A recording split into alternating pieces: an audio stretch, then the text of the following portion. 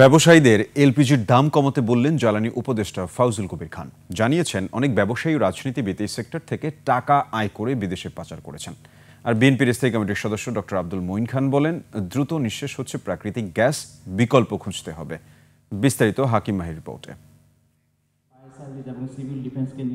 বাংলাদেশে এলপিজি, অর্থনীতি, পরিবেশ ও নিরাপত্তা নিয়ে সেমিনার যোগ দেন জ্বালানি উপদেষ্টা সহ ব্যবসায়ী, রাজনীতিবিদরা।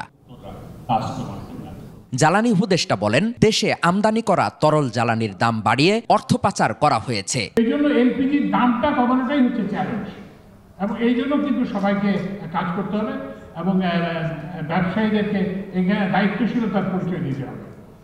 এই যে আপনাদের প্রফিট এবং বিদেশে সম্পদের পাহাড় গড়ে তোলার যে এবং এই যে টাকা পাচারের যে সংস্কৃতি, সেটা থেকে বেরিয়ে আসতে হবে।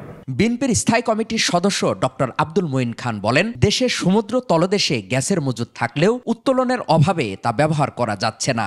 বিগত 40 বছরে বিশ্বের যে এনার্জি সিনারিও, এটা এমন পরিবর্তন হয়ে গেছে, আজকে কিন্তু সমুদ্রের তলদেশে গ্যাস পড়ে রয়েছে, কিন্তু সেটা ব্যবহার করার জন্য বা উত্তোলন করার জন্য যে ইনভেস্টর দরকার, তারা কিন্তু আজকে আর তেমন উৎসাহী নন। জ্বালানি সেক্টরে তামাশা চলছে বলে মন্তব্য করে ক্যাবের জ্বালানি উপদেষ্টা ডক্টর শামসুল আলম প্রান্তিক মানুষকে 600 টাকার মধ্যে এলপিজি দেয়ার দাবি জানান।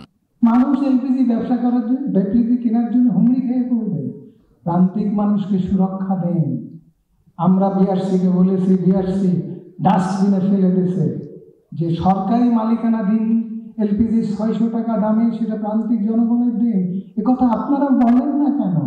এলপিজির দাম কমাতে হলে সরকারের সঙ্গে এই সেক্টরের সবাইকে এগিয়ে আসার আহ্বান জানান ব্যবসায়ী প্রতিনিধিরা। হাকিম মাহি, 21 টেলিভিশন, ঢাকা।